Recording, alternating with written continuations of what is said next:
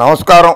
Andhra Pradesh Congress committee అధ్యక్షురాలు YS Rajareddy గారి మనవరాలు, మహానేత దివంగత వైఎస్ రాజశేఖర రెడ్డి గారి సుపుత్రిక, ఆంధ్రప్రదేశ్ రాష్ట్ర ముఖ్యమంత్రి వైఎస్ఆర్ కాంగ్రెస్ పార్టీ అధ్యక్షుడు వైఎస్ జగన్మోహన్ రెడ్డి గారి సోదరీమణి షర్మిలమ్మ. నమస్కారం అమ్మా. షర్మిలమ్మ, ఇంటి గుట్టు ఇంట్లో దాచుకోవాలమ్మా, బయట పెట్టుకోకూడదమ్మా. రాజకీయం వేరు, ఇంటి గుట్టు వేరు అమ్మా. మొత్తం యావత్ కుటుంబమే బజారు పాలవుతుందమ్మా. రాజకీయంగా విమర్శించు జగన్మోహన్ రెడ్డి గారిని, ఆ హక్కు నీకున్నది. కుటుంబాల్లో నుంచి తండ్రులతోటి, అన్నయ్యలతోటి, తమ్ముళ్లతోటి, బావమరుదులతోటి, బావలతోటి కొట్లాడి విడిపోయి బయటకు వచ్చి ఇంటి గుట్టు బయట పెట్టిన వాళ్ళు, ఇది ఇంట్లో జరిగినటువంటి రచ్చ, రాయలసీమ భాషలో రచ్చ, ఆ రచ్చ బయట పెట్టిన వాళ్ళు రాజకీయంగా కనుమరుగైపోయారమ్మా. కొన్ని సింపుల్గా కొన్ని ఉదాహరణలే చెప్తానమ్మా నీకు. లాలూ ప్రసాద్ యాదవ్ గారి కుమారుడు బీహార్ ముఖ్యమంత్రిగా చేశాడు. ఆయన భార్య రబ్రీదేవి బీహార్ ముఖ్యమంత్రిగా చేసింది. నిన్నటి వరకు కూడా ఆయన కుమారుడు తేజస్వి యాదవ్ ఉప ముఖ్యమంత్రిగా ఉన్నాడు. తేజస్వి యాదవ్ తోటి, లాలూ ప్రసాద్ యాదవ్ తోటి, రబ్రీదేవి తోటి గొడవపడి లాలూ ప్రసాద్ గారి కుమారుడు, మరో కుమారుడు తేజ్పాల్ యాదవ్ నానా బీభత్సం చేసి పార్టీలో నుంచి బయటకు వచ్చేసి, రాష్ట్రీయ జనతాదళ్లో నుంచి బయటకు వచ్చేసి ఇంట్లో గుట్లన్నీ బయట పెట్టి ఇంటి పరువు బజార్కి ఇడిచి ఆర్జేడీని అధికారంలో రాకుండా చేయగలిగాడా అని అనుకున్నారు. కానీ 2020లో జరిగిన ఎన్నికల్లో బీహార్ రాష్ట్రంలో రెండవ అతిపెద్ద పార్టీగా తేజస్వి యాదవ్ నేతృత్వంలోని ఆర్జేడీ, రాష్ట్రీయ జనతాదళ్ పార్టీ అత్యధిక స్థానాలు గెలిచి, ఏది అప్పటి ముఖ్యమంత్రి నితీష్ కుమార్ కంటే కూడా ఎక్కువ స్థానాలు గెలిచి ఉప ముఖ్యమంత్రి అయ్యాడు. నితీష్ కుమార్ గారికి తక్కువ వచ్చినా సరే చిన్నాన్న అని పిలిచి, ముద్దుగా పిలిచి ఆయనకి ఇచ్చాడు ముఖ్యమంత్రి పదవి. ఉప ముఖ్యమంత్రి పదవి తీసుకున్నాడు, ఆయనకంటే ఎక్కువ సీట్లు వచ్చినా కూడా. కానీ అదే నితీష్ కుమార్ గారు నిన్న మళ్ళీ లాలూ ప్రసాద్ యాదవ్కి, తేజస్వి యాదవ్కి వెన్నుపోటు పొడిచి భారతీయ జనతా పార్టీలోకి వెళ్ళిపోయారు. అది జాతీయ రాజకీయము, బీహార్ రాజకీయం నేను మాట్లాడదలుచుకోలేదు, ఎగ్జాంపుల్స్ చెప్తున్నానమ్మ. 5 సార్లు ముఖ్యమంత్రిగా ప్రమాణ స్వీకారం చేశారు. తమిళనాడులో పేరెన్నికగన్నారు డాక్టర్ ఎం కరుణానిధి గారు. ఆయన కుమారుడు స్టాలిన్, మరో కుమారుడు అళగిరి. వాళ్ళిద్దరూ విభేదాలు వచ్చినాయి, ఇంటి గుట్టు బయట పెట్టుకున్నారు ఒకళ్ళదొకళ్ళు. అళగిరి తప్పు చేశాడు, తమ్ముడి మీద పోటీ చేస్తానన్నాడు, సొంత పార్టీ పెట్టుకుంటానన్నాడు, అన్నీ చేశాడు. మొన్న జరిగిన తమిళనాడు శాసనసభ ఎన్నికల్లో కరుణానిధి గారి కుమారుడు స్టాలిన్ అత్యధిక మెజారిటీతో గెలిచాడమ్మా. షర్మిలమ్మ అత్యధిక మెజారిటీతో గెలిచాడు. సోదరుడి పరువు తీద్దామనుకున్నటువంటి అళగిరి అడ్రస్ లేకుండా పోయాడమ్మా. అలాగే ములాయం సింగ్ యాదవ్ గారి కుమారుడు అఖిలేష్ యాదవ్ పార్టీలో 2వ స్థానంలో ఉంటే, ములాయం సింగ్ గారి బావమరిది గోపాల్ యాదవ్ గారు పెత్తనం చెలాయిద్దామని చెప్పి చూసి పార్టీని 2 ముక్కలు చేసి బయటికి వెళ్ళి అఖిలేష్ యాదవ్ ముఖ్యమంత్రి అయ్యాడు. గోపాల్ యాదవ్ గారు అడ్రస్ లేకుండా వెళ్ళిపోయారు. మహారాష్ట్రలో శివసేన బాల్ ఠాక్రే గారి కుమారుడు ఉద్ధవ్ ఠాక్రే, రాజ్ ఠాక్రే మహారాష్ట్ర నవనిర్మాణ సమితి MNS అని ఒక పార్టీ పెట్టుకున్నాడు. ఉద్ధవ్ ఠాక్రే తోటి బయటికి వెళ్ళిపోయి ఉద్ధవ్ ఠాక్రే మహారాష్ట్ర ముఖ్యమంత్రి అయ్యాడు. రాజ్ ఠాక్రే ఎమ్మెల్యేగా గెలవలేకపోయాడు. ఏదో భివాండీలో 2 కార్పొరేటర్ల సీట్లు, ఆ పక్కనే ఉన్నటువంటి జిల్లాలో 4 కౌన్సిలర్లు గెలిపించుకున్నాడు. రాజకీయంగా కనుమరుగైపోయాడమ్మ. ఎన్టీ రామారావు గారి కుమారుడు హరికృష్ణ చంద్రబాబు నాయుడు తోటి, బావగారితో విభేదించాడు, బయటికి వెళ్ళిపోయాడు. అన్న తెలుగుదేశం పార్టీ అని ఒకటి పెట్టాడు, పోటీ చేశాడు, పోటీ చేయించాడు అభ్యర్థులతోటి. డిపాజిట్ లేకుండా అందరూ ఓడిపోయారు, ఆ పార్టీ కనుమరుగైపోయింది. తర్వాత ఇలా చెప్పుకుంటూ పోతే ఎంతోమంది రాజకీయ నాయకుల కుమారులు, కుమార్తెలు ఇలా పెట్టుకుంటూ వెళ్ళిపోయారు. కానీ ఇంటి గుట్టు బయట పెట్టుకోవద్దమ్మా. అది మొత్తం రాజారెడ్డి గారికి, ఎదురుంటి సందేంటి కుటుంబానికి చెడ్డ పేరు వస్తుందమ్మా. దయచేసి ఇంటి గుట్టు బయట పెట్టుకోకుండా రాజకీయంగా నువ్వు ఎన్ని విమర్శలన్నా చెయ్యి. కానీ ఇప్పుడు నువ్వు ఆంధ్రప్రదేశ్ కాంగ్రెస్ కమిటీ అధ్యక్షురాలు కనుక కాంగ్రెస్ అధిష్టానం ఎలా చెప్తే నువ్వు అలా నడుచుకోవాల్సిన పరిస్థితి. కానీ రాష్ట్ర ప్రజలు, తెలుగు ప్రజలు అందరూ ఏమనుకుంటున్నారంటే, ఏఐసిసి అధ్యక్షుడు ఖర్గే గారో, లేకపోతే చైర్పర్సన్ సోనియా గాంధీ గారో, రాహుల్ గాంధీ గారో, ప్రియాంక గాంధీ గారో చెప్పినట్లు కాదు మీరు నడుచుకుంటున్నది. చంద్రబాబు నాయుడు గారి స్క్రిప్ట్ రాసిస్తే మీరు చదువుతున్నారని చెప్పి తెలుగు ప్రజలందరూ కూడా అనుకుంటున్నారమ్మా. చాలా బాధాకరమైన విషయం. నువ్వు విద్యాధికురాలివే, నీకు తెలివితేటలు ఉన్నాయి, నీ అంతటి నువ్వే జగన్మోహన్ రెడ్డి గారు ఏమేమి తప్పులు చేశారో పరిపాలనా పరంగా వాటి గురించి మాట్లాడు. నువ్వు తెలంగాణలో పార్టీ పెట్టుకున్నావు, తెలంగాణ కోడలను అన్నావు, అక్కడ ఎంతోమంది వైఎస్ఆర్ అభిమానులందరూ కూడా నీ పార్టీలో చేరారు, వైఎస్ఆర్ తెలంగాణ పార్టీలో. వాళ్ళందరూ నీ వెనకాల తిరిగారు, నువ్వు పాదయాత్ర చేస్తే నీ వెనకాల తిరిగారు. ఆస్తులు అమ్ముకున్నావు అంటున్నారు వాళ్ళు, పొలాలు అమ్ముకున్నావు అంటున్నారు. మమ్మల్ని నంటేట ముంచేసి ఆంధ్రాకి వెళ్ళిపోయి ఏపీసీసీ అధ్యక్షురాలు అయిపోయింది ఆవిడని చెప్తున్నారు వాళ్ళు. అంతేకాకుండా వాళ్ళు అందరూ కూడా షర్మిల బాధితుల సంఘం అని ఒకటి పెట్టేశారు. వాళ్ళందరూ షర్మిల బాధితుల సంఘం అని వాళ్ళందరూ వచ్చి ఆంధ్రప్రదేశ్లో ఆంధ్రప్రదేశ్ కాంగ్రెస్ కమిటీ కాంగ్రెస్కి షర్మిలకి వ్యతిరేకంగా ప్రచారం చేస్తామని వైఎస్ఆర్టీపీ బాధితులు వెల్లడించారు. ఏపీ ఎన్నికల్లో షర్మిలకు వ్యతిరేకంగా ప్రచారం చేస్తామని వైఎస్ఆర్టీపీ బాధితులు వెల్లడించారు. షర్మిల తెలంగాణలో పార్టీ పెట్టి మమ్మల్ని మోసం చేసి వెళ్లిపోయిందని ఆరోపించారు. షర్మిలను నమ్మి అప్పుల పాలు అయ్యామని, ఆస్తులు అమ్ముకున్నామని ఆవేదన వ్యక్తం చేశారు. షర్మిల ఒక నియంత అని, తన నియంత నిర్ణయాలతో తీవ్రంగా నష్టపోయామని పేర్కొన్నారు. త్వరలోనే కార్యాచరణ ప్రకటించి ఏపీలో షర్మిల తీరును ఎండగడతామని, ఊరూరా షర్మిల మోసాలను వివరిస్తామని స్పష్టం చేశారు. చూడమ్మా, గట్టు రామచంద్రరావు గారు చాలా సీనియర్ రాజకీయ నాయకుడు, ఆయన కొండా రాఘవరెడ్డి గారు, చాలామంది సీనియర్ రాజకీయ నాయకులు వాళ్ళందరూ కూడా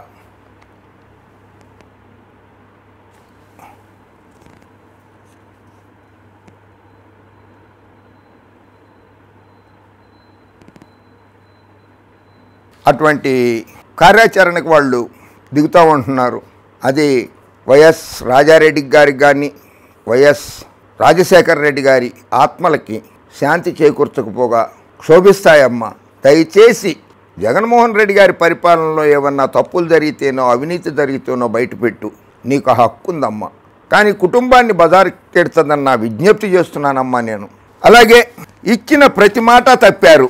వైఎస్ మాట మీద నిలబడే నాయకుడు, జగన్ మాత్రం మాట తప్పే నాయకుడు. ఇచ్చిన ప్రతి మాట తప్పిన జగన్ మాటకు కట్టుబడే వైఎస్కు వారసుడు ఎలా అవుతాడు అని ఆయన చెల్లెలు పిసిసి అధ్యక్షురాలు వైఎస్ షర్మిల సూటిగా ప్రశ్నించారు. జగన్మోహన్ రెడ్డి గారు మేనిఫెస్టో చూసుకోమ్మా ఒకసారి. ఆయన మేనిఫెస్టోలో 99% అమలు చేశారు. ఇది ఘంటాపదంగా చెప్పగలము.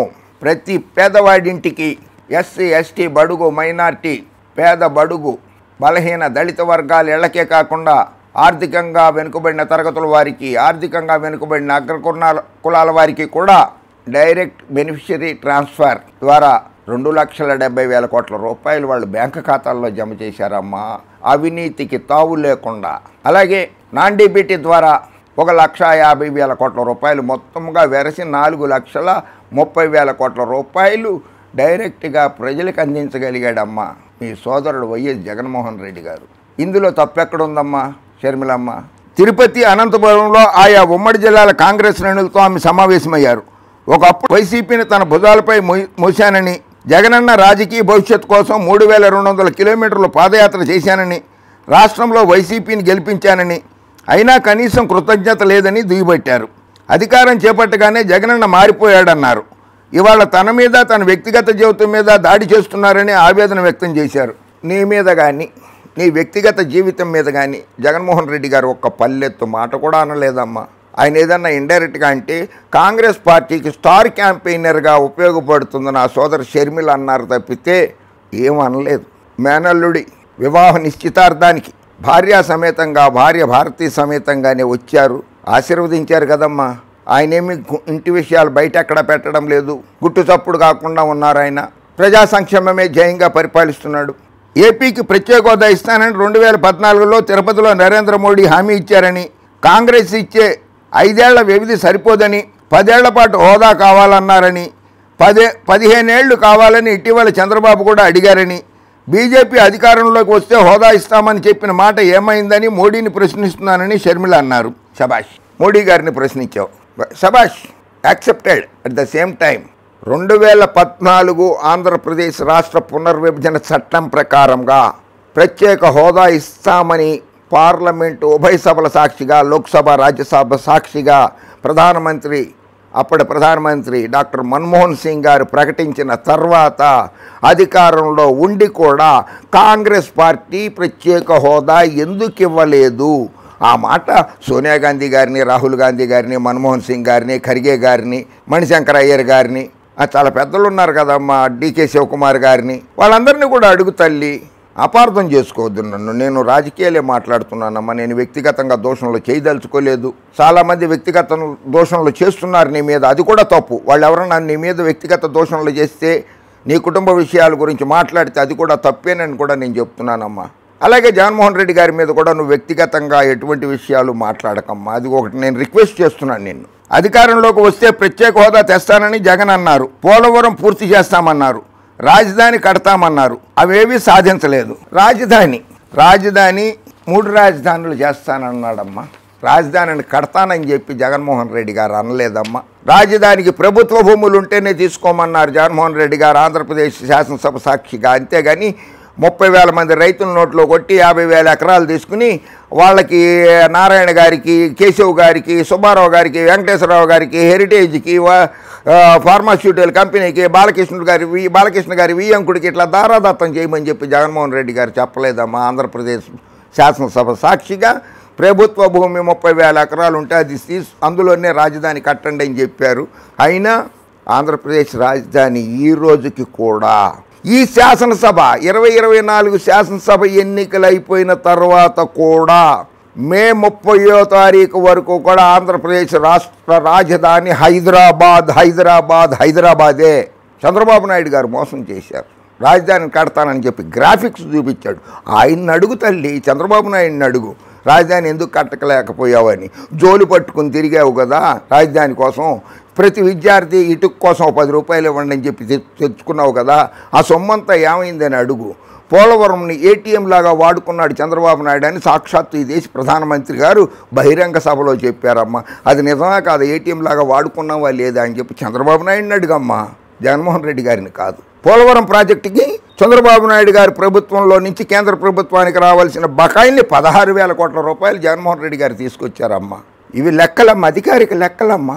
అమరావతి రాజధానిగా కావాలంటే చంద్రబాబు నాయుడు గారు కేంద్రానికి ఒక లేఖ రాశారు. ఆ లేఖలో 1,05,000 కోట్ల రూపాయలు కావాలని అడిగారు. కానీ కేంద్రం కేవలం 2,000 కోట్ల రూపాయలు ఇచ్చింది. 1,10,000 కోట్ల రూపాయలు 16,000 కోట్ల రూపాయలు లోటు బడ్జెట్ తోటి ఏర్పడిన ఆంధ్రప్రదేశ్ రాష్ట్రంలో 1,10,000 కోట్ల రూపాయలతోటో 1,05,000 కోట్ల రూపాయలతోటో రాజధాని ఎలా నిర్మిస్తావు, ఎలా నిర్మిద్దాం అనుకున్నావు అని చెప్పి చంద్రబాబు నాయుడిని అడుగు తల్లి. షర్మిలమ్మ, చంద్రబాబు నాయుడిని అడుగు, జగన్మోహన్ రెడ్డి గారిని కాదు అడగాల్సిందమ్మా. హైదరాబాదులో పెట్టి నష్టపోయింది సరిపోలేదా? హైదరాబాదు 300 సంవత్సరాల క్రితమే నైజాం నవాబులు పరిపాలించడంలోనే ప్రపంచంలో ధనిక దేశము హైదరాబాదు సంస్థానం. ఆ రోజు నాడు హైదరాబాద్ ఒక దేశంగా ఉండేది. అది ప్రపంచంలోనే ఒక గొప్ప దేశము. రోల్స్ రాయిస్ కార్లకి చీపిరి కట్టలు పెట్టి హైదరాబాద్లో ఓడిపించిన ఘనత నైజాం నవాబుకి దక్కిందమ్మా. రాష్ట్రానికి మేలు చేయకపోగా బీజేపీకి బానిసగా మారిపోయారు. ఏమీ సాధించిన జగన్కి ఎందుకు ఓటు అయ్యాలో ఆయనే చెప్పాలి. ఆయన అడుగుతున్నాడు, పేద ప్రజలకు కూడు గూడు గుడ్డ ముందు ముఖ్యం. కూడు గూడు గుడ్డ అవి అందించాడా లేడా జగన్మోహన్ రెడ్డి అని చెప్పి ప్రతి గ్రామంలో ఉన్నటువంటి పేద బడుగు బలహీన దళిత మైనార్టీ వర్గాల వాళ్ళ ఇళ్ళకి వెళ్ళి అడుగమ్మా. కోటీశ్వరులను అడిగితే కాదమ్మా, అది కోటీశ్వరులు సమాధానం చెప్పలేరు. చంద్రబాబు నాయుడు సమాధానం చెప్పడు. ఎందుకంటే చంద్రబాబు నాయుడికి దోచుకో దాచుకో పంచుకో అదే తెలుసు. అమరావతి గ్రాఫిక్స్ ఎందుకు చూపించామని చంద్రబాబు నాయుడిని అడుగు. ఓకే అమ్మా, నేను సారీ అమ్మ, నీ మనసుకి ఏమన్నా బాధపడితే నేను కాంగ్రెస్ పార్టీకి వ్యతిరేకంగానే చెప్తున్నాను తప్పితే షర్మిలమ్మకు వ్యతిరేకంగా కాదు. మీ వ్యక్తిగత జీవితాల్లో తలదోర్చాల్సిన అవసరం నాకు లేనే లేదు. అది రాజకీయంగా నువ్వు చేసిన విమర్శలు చెయ్యొచ్చు, కానీ ఇంటి విషయాలు మాత్రమే రచ్చకేడ్చొద్దు అనేది నా కోరికగా చెప్తున్నాను. జై హింద్.